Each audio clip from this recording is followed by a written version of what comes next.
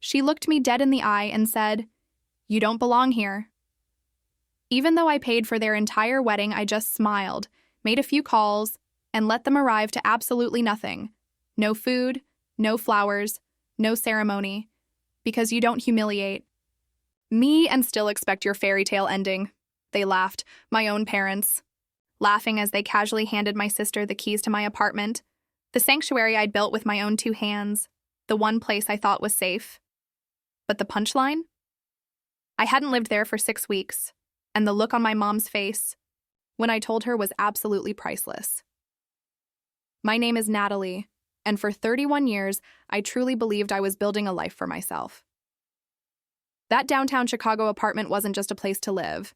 It was years of backbreaking work, of scraping by, of making sacrifices while my sister Elaine seemed to have everything simply given to her. I never in a million years thought my parents would cross this line, so brazenly, at our dinner table, giving away something that was so profoundly mine without even asking.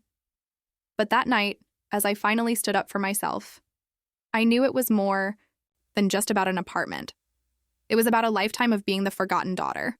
Growing up in suburban Illinois, I was always in Elaine's shadow. Our 4-bedroom house in Neatville might as well have had only one child, because the spotlight, the attention, the resources, they always found their way to her. I learned early on that I was expected to just figure things out.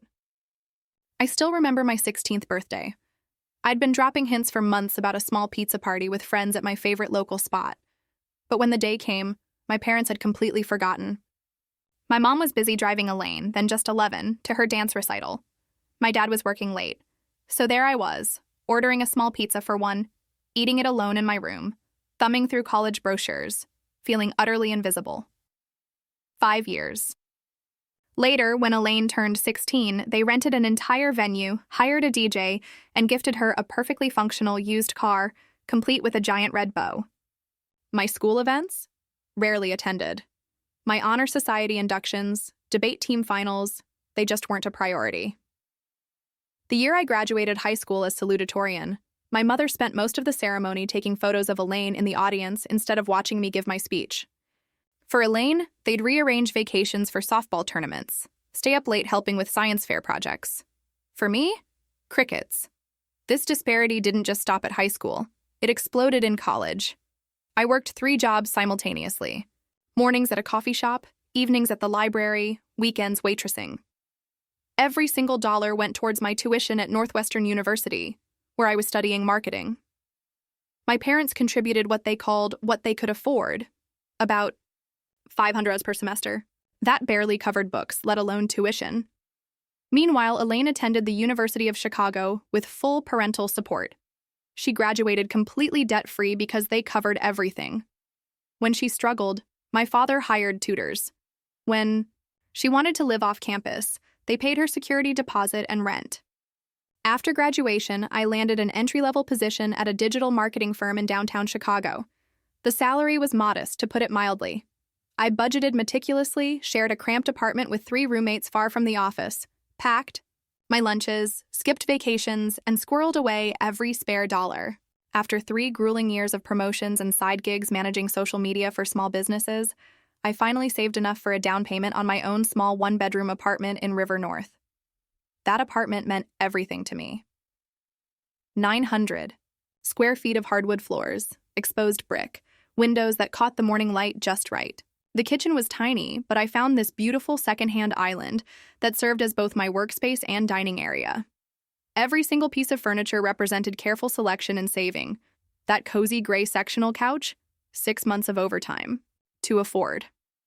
My bedroom set came from 4 different thrift stores, painstakingly refinished on weekends. Nothing matched perfectly, but everything was intentionally chosen.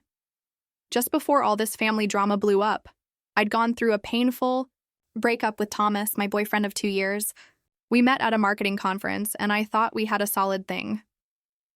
Then, over dinner, he just casually mentioned he'd taken a job in Seattle without discussing it with me. When I expressed shock, he seemed genuinely surprised I might have wanted input on a decision that would effectively end our relationship. It left me questioning my judgment and feeling incredibly vulnerable.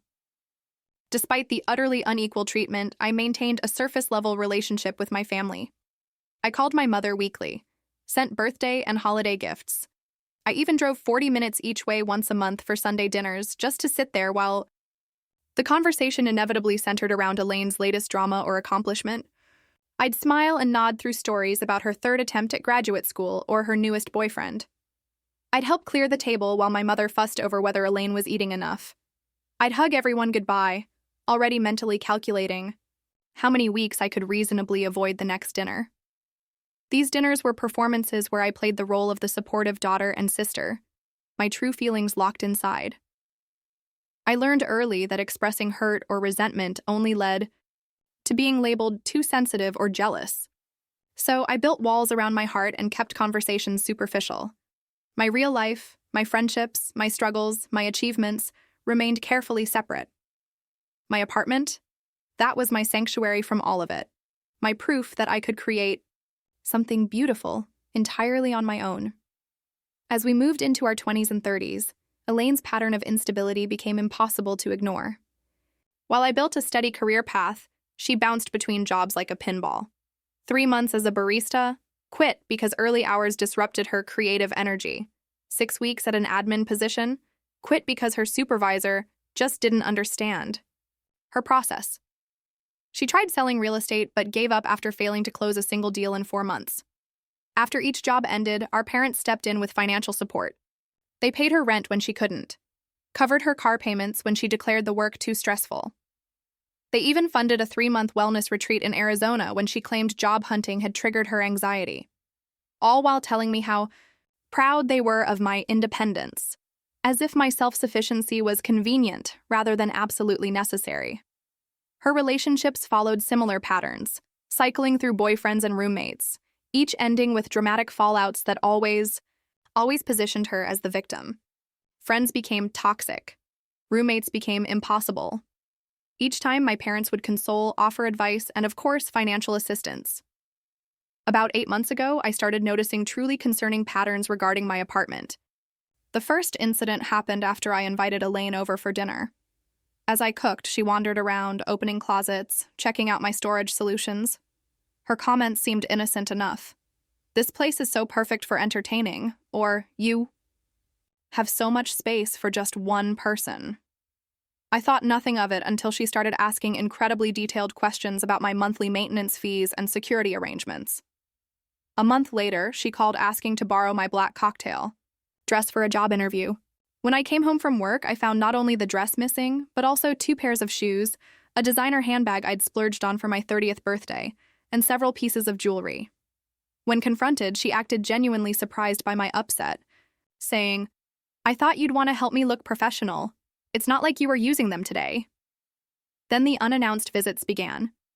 I'd come home to find Elaine sitting on my couch, having been let in by the doorman who recognized her as my sister. She'd wave off my surprise with comments like, "Oh, I was just in the neighborhood," or "I needed some sister time." These visits always ended with her asking to borrow something: money for an emergency car repair, my laptop because hers was acting weird, or my credit card because she'd left her wallet at home.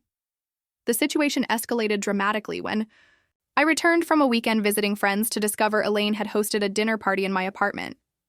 8 strangers had used my dishes, sat on my furniture, and left wine stains on my rug. When I called her, utterly in shock, she just laughed it off. My place was too small, and I knew you wouldn't mind. We cleaned up most of it. I finally confronted her directly, sitting her down over coffee to establish clear boundaries. "Elaine," I said, my voice as firm as I could make it, "I need you to understand that my apartment is my private space. You cannot come over without calling first. You cannot borrow my things without asking. And you absolutely cannot host parties here, whether I'm home or not." Her response was instantly dismissive. "Why are you being so uptight? We're sisters. What's yours is mine, right? You've always been so weird about sharing." When I stood firm, she did what she always did. She called our parents. That evening, I received a lecture from my father about family supporting each other and a tearful call from my mother asking why I was being so selfish when Elaine just admires your beautiful home. The only validation came from my friend, Jessica, who witnessed one of Elaine's uninvited visits. After my sister left, Jessica turned to me, her expression etched with concern. Natalie, that was not normal. You know that, right?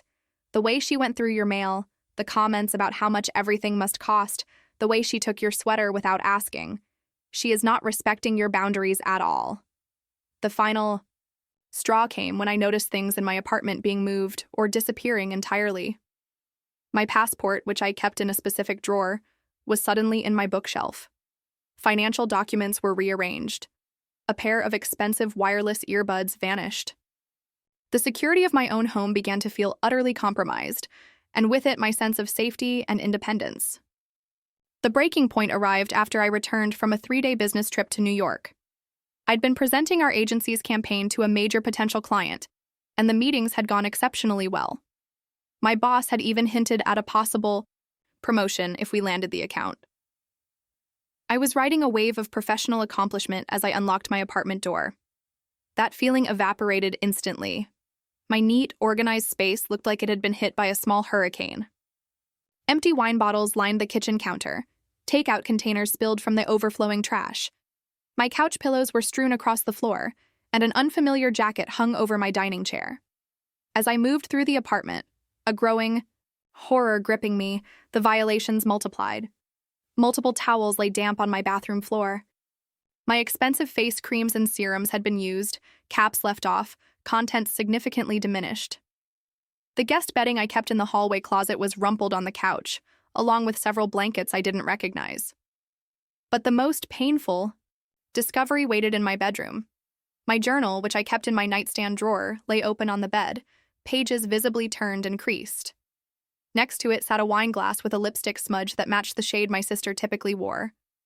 The invasion of this most private space, the words I had written about my feelings, my therapy journey, my deepest insecurities, was breathtaking in its violation.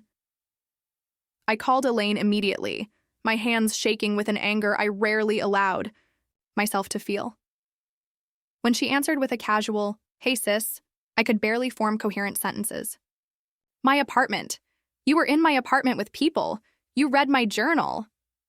Her response was so predictable it would have been comical in any other circumstance. "Oh, that?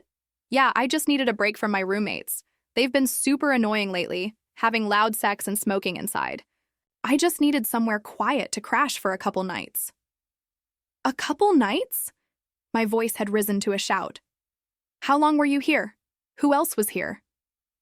"Just a few friends, and only for 3 nights, maybe 4.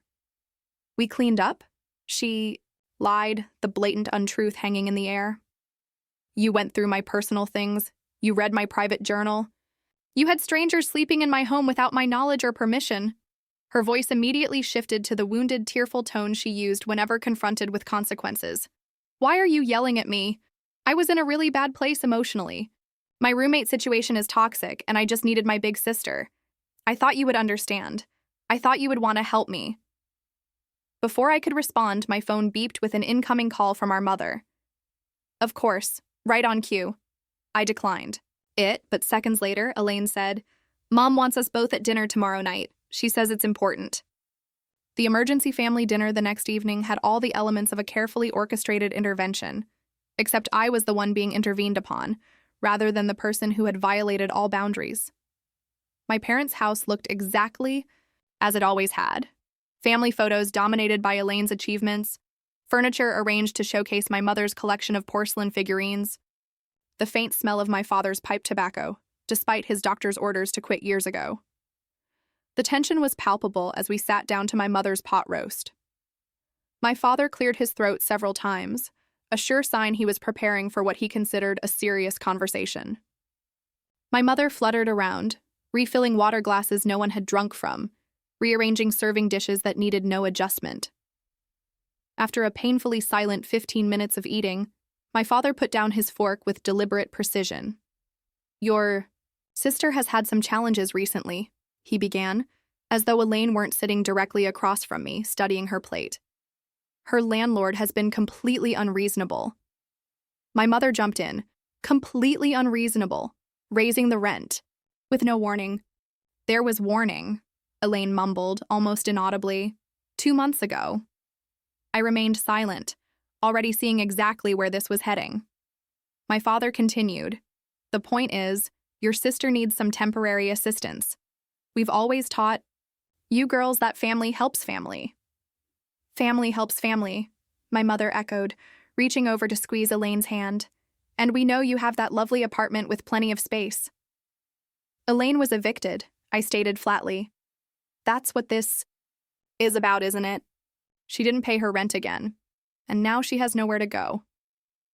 My parents exchanged uneasy glances. My mother's lips tightened into a thin line. It's not an eviction if you leave voluntarily before it gets to that point. We gave her the money for rent, my father added, a note of confusion entering his voice for the first time. Last month, and the month before. Elaine suddenly became very interested in rearranging the peas on her plate. So, what exactly are you asking me? I knew the answer, but I wanted them to say it explicitly.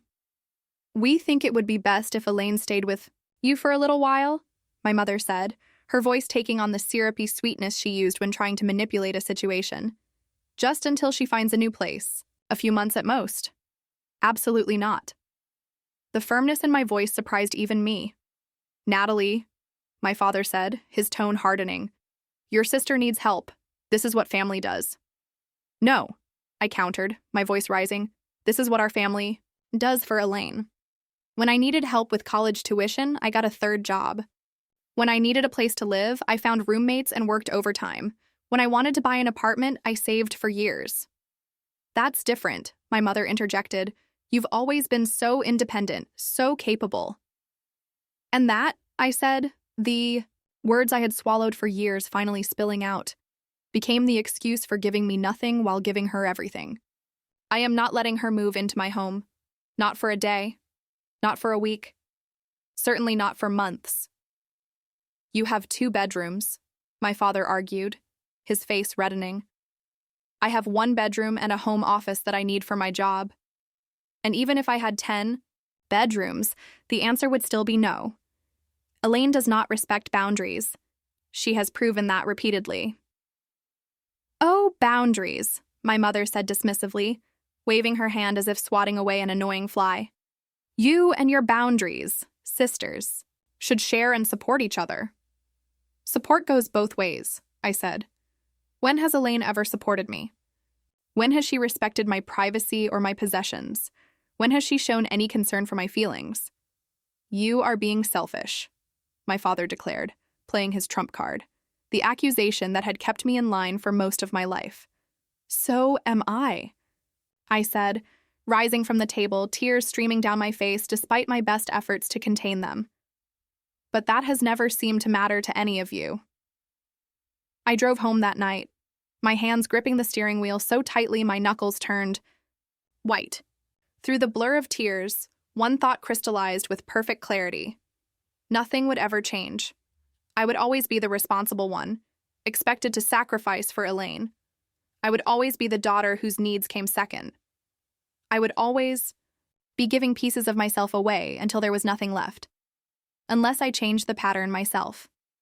That night, in my apartment, surrounded by the evidence of my sister's disregard for my space and belongings, I finally broke down completely.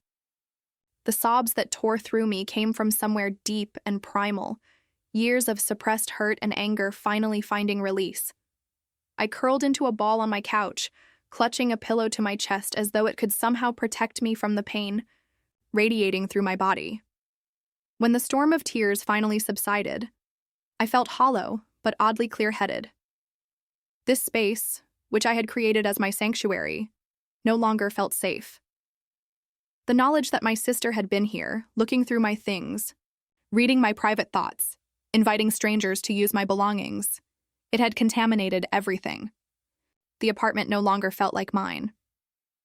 At 1 a.m, I called Taylor, my best friend since college. She answered on the 3rd ring, her voice thick with sleep. Nat, are you okay? The whole story poured out of me, a jumbled, tear-stained account of the apartment invasion, the family dinner, the lifetime of being overlooked and undervalued. Taylor listened without interruption, occasionally murmuring sounds of support or outrage at particularly egregious details. When I finally ran out of words, the silence stretched between us for several moments. Then Taylor said something that changed everything. "You know, you don't have to keep playing this role they've assigned you, right? You're allowed to rewrite the script." "What do you mean?" I asked, wiping tears from my cheeks. "I mean that you've spent your entire life trying to earn approval from people who are constitutionally incapable of giving it to you. Your parents have shown you exactly who they are and how they value you. Believe them, and make decisions accordingly." The truth of her words resonated deep in my chest. "So, what do I do?" "If it were me," Taylor said carefully, "I would consider what my life would look like if I prioritized my own well-being over their expectations. Maybe that means moving somewhere they don't know about. Maybe it means strict boundaries about when and how you interact with them. Maybe it means therapy to work through the lifetime of being the less favored child." "All of the above," I whispered, a plan already forming in my mind. The next morning, for the first time in 3 years, I called in sick to work. Instead of going to the office, I spent the day researching apartments in neighborhoods far from River North. By afternoon, I had scheduled viewings of 5 different places. The following day, I saw all 5 and fell in love with the last one. A 4th-floor walk-up in Wicker Park with creaky wooden floors, a tiny but updated kitchen, and windows that looked out on a courtyard filled with trees. It was smaller than my current place and considerably less polished, but it had character, and most importantly, no one in my family knew about it. I signed the lease that same day, putting down the security deposit and first month's rent from my emergency savings. The landlord, an older woman named Harriet who lived on the 1st floor, seemed delighted to have a quiet professional as a tenant. "When can you move in?" she asked as we completed the paperwork. "As soon as possible," I told her. Would this weekend work? With the new apartment secured, my plan took shape with surprising speed. I opened a new bank account at a credit union, across town from my usual bank, transferring half my savings immediately. I set up mail forwarding to a post office box rather than directly to the new apartment. I began bringing small boxes of my most treasured possessions to work with me, then dropping them at the new place on my way home. I decided to leave most of the furniture behind: the couch, the dining table, the bed frame. All of it felt tainted by what had happened. Only my grandmother's antique reading chair, a few cherished books, my most beloved kitchen items, and my clothes made the journey to Wicker Park. The rest I would deal with later. Setting up the new apartment became a kind of therapy. Each item I brought was carefully considered. Did it bring me joy? Did it serve a purpose? Was it free from negative associations? The resulting space was minimalist but deeply personal. I splurged on new bedding, a soft duvet in shades of blue and green that reminded me of the ocean. I hung plants in the windows and photographs of friends on the walls. I bought a secondhand desk that fit perfectly in the alcove by the window, creating a workspace that felt both productive and peaceful. As the new place took shape, I felt a weight lifting from my shoulders. For the first time in my adult life, I had created a space that was completely unknown to my family, a sanctuary in the truest sense of the word. The practical aspects of my disappearing act required careful planning. I changed the passwords on all my accounts. I spoke with my supervisor at work, explaining in vague terms that I was dealing with a family situation and needed to update my contact information. I arranged for packages to be delivered to an Amazon locker rather than to either apartment. I told only 3 people my new address: Taylor, Jessica, and my therapist, whom I had started seeing weekly. During the 6-week transition period, I maintained minimal contact with my family. I responded to texts with brief, uninformative replies. I deflected questions about getting together. I pleaded work deadlines when pressured about Sunday dinners. When my mother called, I kept conversations short and revealed nothing of substance. To anyone paying close attention, my withdrawal would have been obvious, but my family had never paid close attention to me unless they needed something. The new apartment quickly became more than just a living space. It became the headquarters for my emotional and psychological rebirth. Without the constant anxiety of unexpected visits or violations of my privacy, I found myself relaxing in ways I hadn't experienced before. I slept more soundly. I experimented with cooking elaborate meals just for the pleasure of it. I invited friends over without worrying about what they might report back to my family. Taylor visited often, bringing housewarming gifts and takeout dinner. "You look different," she observed one evening as we shared Thai food on cushions on the floor, my new dining table still on back order. "More peaceful."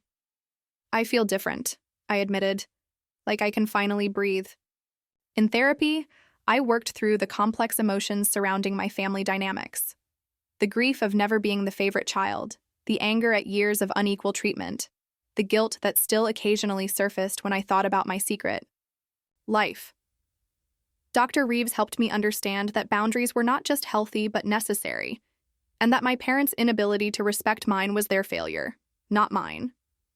"Families operate according to unspoken rules and assigned roles," she explained during one session.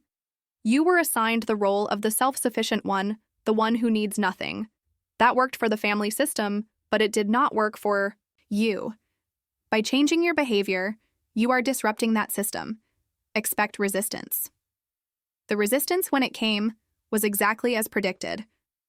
As the weeks passed, my parents' messages became increasingly urgent. My mother's texts evolved from casual check-ins to worried inquiries about my health and well-being. My father, who rarely communicated directly, began calling on his drive home from work.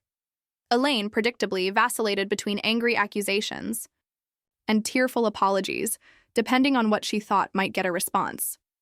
I monitored it all from the peaceful distance of my new home, responding just enough to prevent an actual wellness check, but never revealing my true situation. The space was how quickly their worry about my well-being transformed into irritation when I failed to behave according to the established pattern. By the 6-week mark, I had settled fully into my new life. My name was on the mailbox. I knew the best coffee shop within walking distance and had become a regular at the farmer's market every Saturday. I had met 2 neighbors who seemed like potential friend material. One, a graphic designer who worked from home. The other, a kindergarten teacher with a contagious laugh. The apartment felt completely mine in a way no space ever had before. I knew a confrontation with my family was inevitable. I even knew it would be painful. What I didn't know was exactly when or how it would happen. As it turned out, my mother made that decision for me with a text that simply read, "Emergency. Family dinner tomorrow night. No excuses, 6 p.m. sharp." In the weeks leading up to that fateful dinner, my parents' attempts to contact me had grown increasingly frantic. My phone would light up with my mother's name 5 or 6 times a day, the voicemails growing progressively more dramatic. "Natalie, honey, we're getting worried about you." Then, "Natalie, please call us back. We just want to know you're okay." And finally, "Natalie Thompson, I am your mother, and I demand you call me back immediately." My father's approach was more direct. "Your mother is worried sick. Call home." And later, "This behavior is unacceptable, Natalie. Family does not just disappear." Elaine's financial situation had apparently worsened after losing yet another job, this time at a boutique clothing store where, according to my mother's detailed voicemail, the manager just didn't appreciate Elaine's creative approach to the dress code. The subtext was clear. Elaine needed help, which meant I was expected to provide it. I had become skilled at deflecting questions about my whereabouts. When my mother asked if I would be at Sunday dinner, I replied that I had a work commitment. When my father texted asking if I could help move some furniture, I said I was fighting a cold. When Elaine asked if she could crash on my couch just for tonight, I claimed my apartment was being painted. These excuses worked because my family had always accepted my independence as a fixed character trait rather than a hard-won achievement. They assumed I was just being difficult or going through some phase. It never seemed to occur to them that I might have taken actual steps to protect myself from their encroachment. The emergency family dinner text arrived on a Tuesday morning. My immediate instinct was to ignore it, but Dr. Reeves had been helping me recognize the difference between avoidance and boundaries. Avoiding my family indefinitely was not a sustainable solution. Establishing clear boundaries with them was. This dinner might provide the opportunity to do exactly that. "I'll be there," I texted back to my mother, 3 simple words that immediately triggered a flurry of happy face emojis in response. As I drove to my childhood home that Thursday, Evening, my stomach clenched with anxiety. I had prepared as thoroughly as possible, rehearsing responses to likely scenarios with both Taylor and Dr. Reeves. I had meditated that morning, gone for a long run, and worn an outfit that made me feel confident, a tailored blazer over a pall, simple blouse and jeans. Still, as I parked in the driveway, the familiar weight of family expectations settled on my shoulders. The house looked exactly as it always did. My mother's carefully tended flower beds, my father's meticulously trimmed lawn. The porch light welcoming visitors while the interior revealed warm golden light through partially drawn curtains. The perfect suburban tableau. I took a deep breath, straightened my shoulders, and rang the doorbell rather than using my key. A small act of separation that didn't go unnoticed by my mother when she opened the door. "Since when do you ring the bell?" she asked, her attempt at lightness undermined by the tension around her eyes. "This is still your home, you know." "Is it?" I replied quietly, stepping past her into the foyer. The atmosphere inside was thick with unspoken tension. My father sat in his usual recliner, newspaper folded beside him, pretending to watch a baseball game with the volume turned low. Elaine perched on the edge of the sofa, scrolling through her phone with faux nonchalance. She glanced up as I entered, her expression unreadable. "Dinner will be ready in 10 minutes, my mother announced, hurrying back to the kitchen. "I made your favorite pot roast with those little red potatoes you like." It was Elaine who loved those potatoes, not me. I had been vegetarian for 3 years, a fact my mother consistently forgot or ignored. Rather than correcting her, I simply nodded and took a seat as far from Elaine as possible. Dinner was a masterclass in passive-aggressive communication. My mother filled every silence with nervous chatter about neighbors and distant relatives. My father punctuated her stories with occasional grunts of acknowledgement. Elaine pushed food around her plate, contributing nothing. I answered direct questions with minimal responses, waiting for the real purpose of this gathering to emerge. It came, as family bombshells often do, with dessert. My mother had made apple pie, not my favorite, but Elaine's. And as she served it with unnecessary flourish, my father cleared his throat. "Your sister has had some temporary setbacks," he began, as though continuing a conversation we had been having all along. "Job market is tough right now, very competitive." My mother nodded vigorously. "So competitive, and rental prices are just outrageous these days." I said nothing, taking a small bite of pie. "The thing is," my father continued, reaching into his pocket, "we think we've found a good solution. Temporary, of course, until Elaine gets back on her feet." With deliberate ceremony, he placed a set of keys on the table between us. My keys to my River North apartment. "We think it makes perfect sense for your sister to use your place for a while," my mother said, her voice bright with false certainty. "You have all that space and you're at work most of the time anyway." "We already spoke to your building manager," my father added. "Mr. Peterson, nice fellow. He said it's no problem to add Elaine to your lease temporarily." I stared at the keys, a strange calm settling over me. "You spoke to my building manager without talking to me first?" "We knew you'd agree once you thought about it," my mother said. "Family helps family." Elaine finally looked up, a small, victorious smile playing at the corners of her mouth. "I promise I'll keep everything super clean this time," she said, the implication that she would be moving in regardless of my opinion hanging in the air between us. My father nodded decisively. "It's all arranged then. Elaine can move in this weekend, just for a few months until she finds something else." They were all looking at me now, waiting for my acquiescence. The script they had followed my entire life playing out exactly as they expected. The responsible daughter would once again sacrifice for the family, would once again put her sister's needs above her own, would once again accept the unequal distribution of support and respect. I looked at each of them, my father's confident expression, my mother's pleading eyes, my sister's barely concealed triumph, and made my decision. I felt strangely calm as I looked at my family gathered around the table, all waiting for my predictable compliance. For once, I held information they didn't have, power they couldn't anticipate. The irony that they had inadvertently created this situation through their own actions was not lost on me. "That's funny," I said, my voice steady and clear. "I haven't lived in that apartment for 6 weeks. The silence that followed was absolute. My mother's fork clattered against her plate. My father's confident expression froze, then crumbled into confusion. Elaine's smug smile vanished, replaced by widening eyes and parting lips. "What do you mean you haven't lived there?" my mother finally asked, her voice trembling slightly.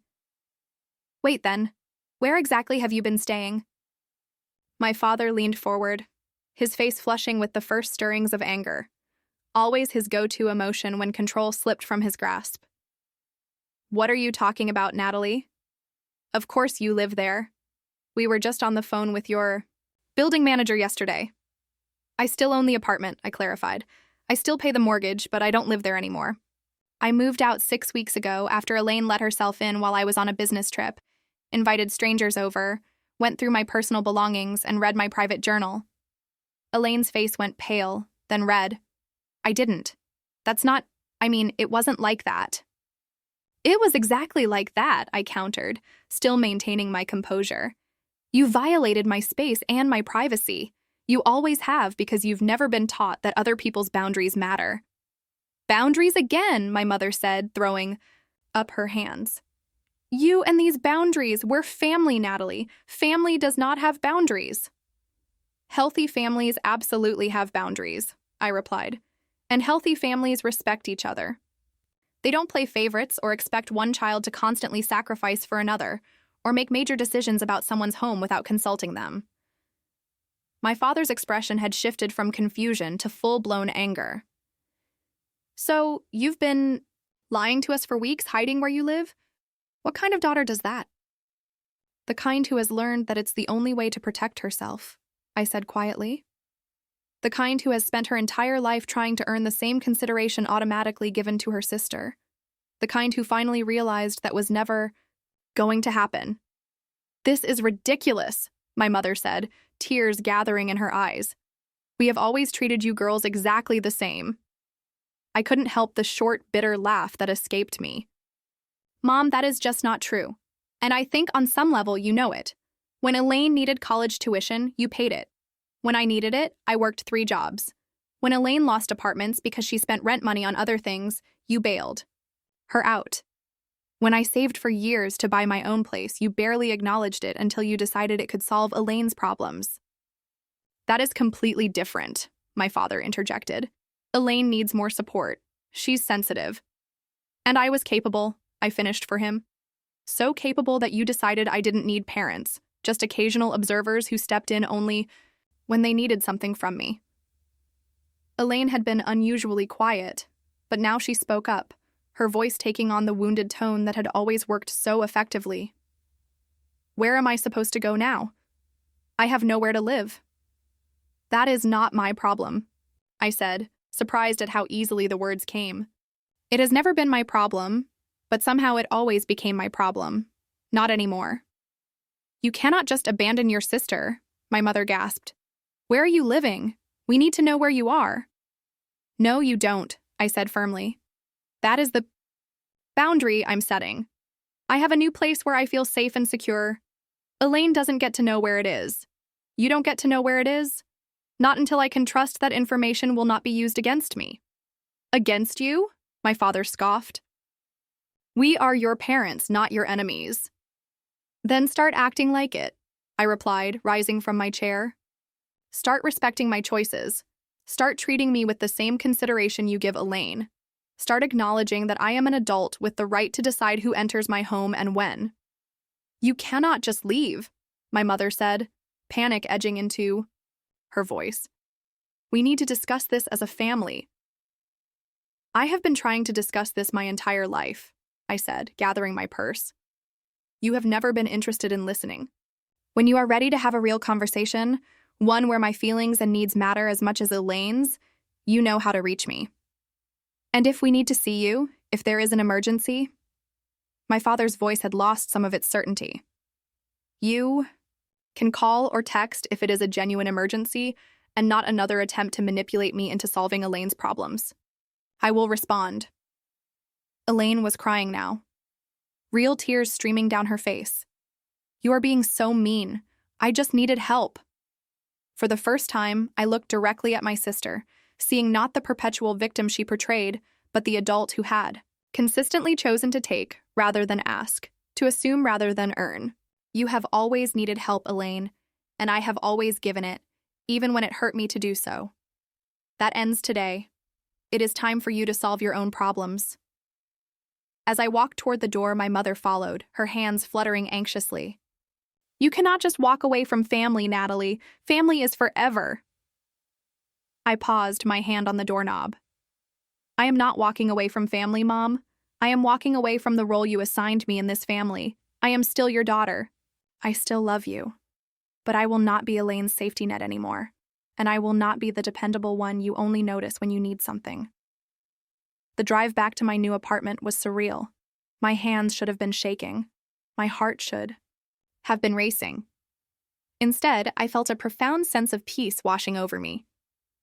For the first time in my adult life, I had spoken my truth without apology or modification. I had set a boundary and held it, despite the emotional manipulation that had always worked before. As I climbed the 4 flights of stairs to my apartment, I realized I was smiling.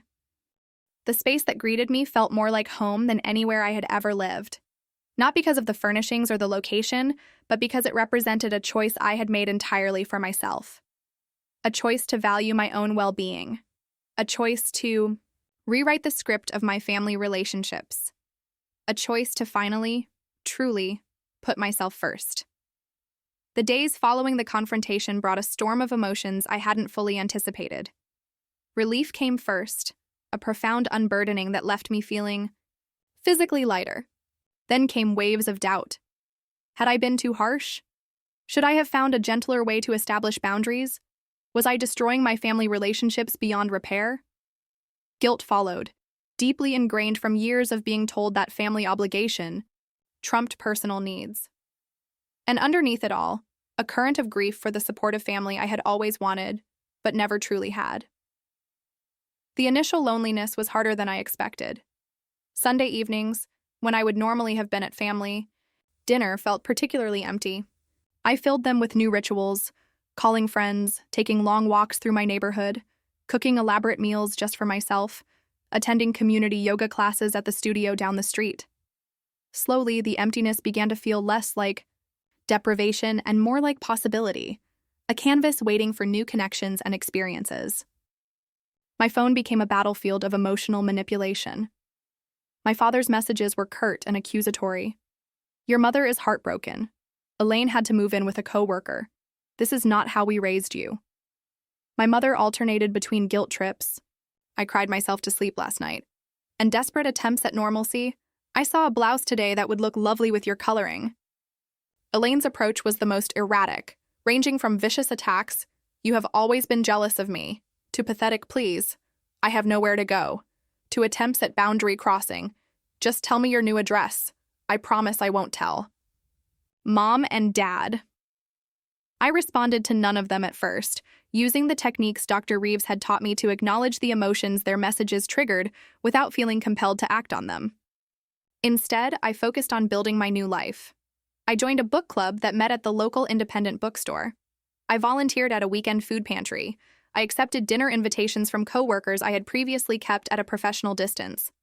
Each new connection reminded me that family could be chosen, not just inherited. After 3 weeks of silence, I finally responded to one of my mother's messages, a simple note asking about my father's upcoming birthday. This opened a careful, limited channel of communication. I answered texts, but ignored emotional manipulation. I deflected questions about my location. I responded to updates about extended family, but not to news about Elaine's latest crisis. It was exhausting at first, this constant vigilance, but gradually it became second nature. 5 weeks after the confrontation, I agreed to meet my parents at a coffee shop halfway between their house and my office. The neutral territory was deliberate, suggested by Dr. Reeves as a way to avoid the emotional triggers of the family home. I arrived early, selecting a table near the door, both for easy escape if needed, and to allow me to watch their arrival. They looked older somehow, my parents. My father's shoulders slightly more stooped, my mother's smile a bit more strained. They spotted me immediately, my mother raising her hand in an uncertain wave, my father nodding stiffly. As they approached, I noticed they were both dressed formally. My father in a button-down shirt rather than his usual weekend polo, my mother in her church dress rather than casual clothes. They were treating this like an official meeting, which was both amusing and sad. "You look well," my mother said after the awkward exchange of greetings. Her eyes scanned me as though checking for visible signs of distress or hardship. "I am well," I confirmed, sipping my latte. "Work is good. Life is good." My father cleared his throat. "Your sister asks about you?" Of course, that would be his opening gambit. I nodded but offered nothing in response. The conversation that followed was halting and uncomfortable, full of long pauses and careful navigation around sensitive topics. My mother talked about the neighbors, her garden club, a recipe she had tried recently. My father mentioned a problem with the gutters, the baseball season, a documentary he had watched. I shared limited details about a work project, a movie I had enjoyed, a new coffee shop near my office. We were like actors performing a family conversation without any of the ease or intimacy that should have accompanied it. It was my mother, who finally broke through the superficial exchange.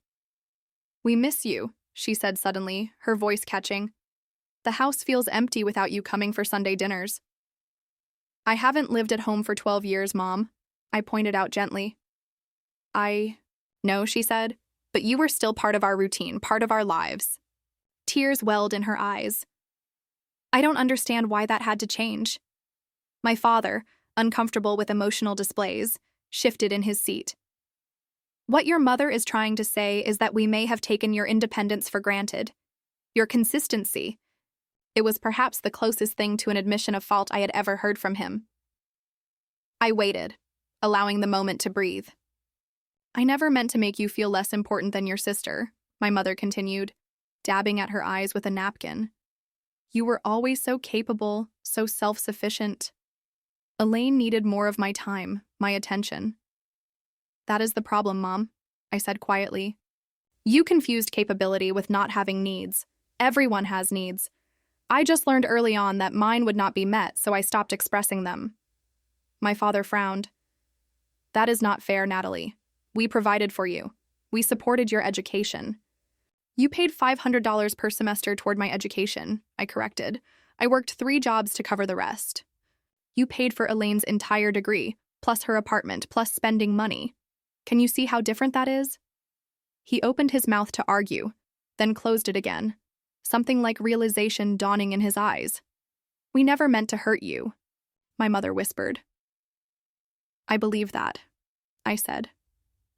"But you did hurt me, and you continued hurting me even when I tried to establish boundaries." The apartment situation was just the final straw.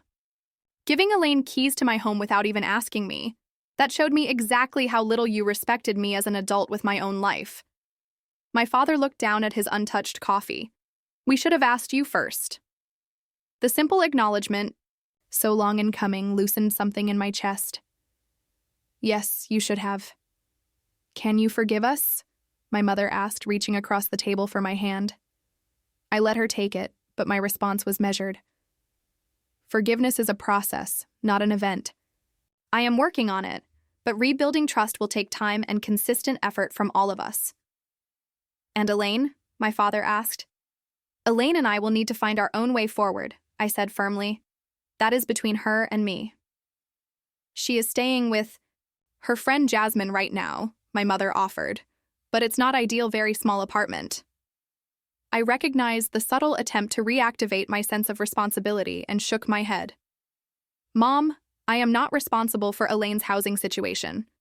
That is exactly the pattern we need to break." They both looked uncomfortable but did not argue further. As we prepared to leave, my mother asked the inevitable question, "When will we see you again? Will you come to Sunday dinner next week?" "Not yet," I said. "Honestly, I need more time, but maybe we could meet for coffee again in a couple of weeks."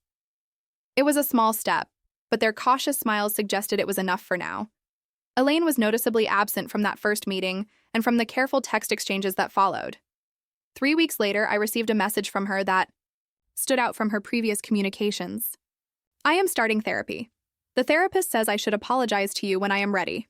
I am not ready yet, but wanted you to know I am working on it. It was the first time my sister had ever acknowledged, even indirectly, that her behavior might require amends. I sent back a simple response. I am proud of you for taking that step. In my own therapy sessions, Dr. Reeves helped me process the complex emotions of rebuilding family relationships on new terms. What you are doing is incredibly difficult, she acknowledged. You are not just changing your own behavior.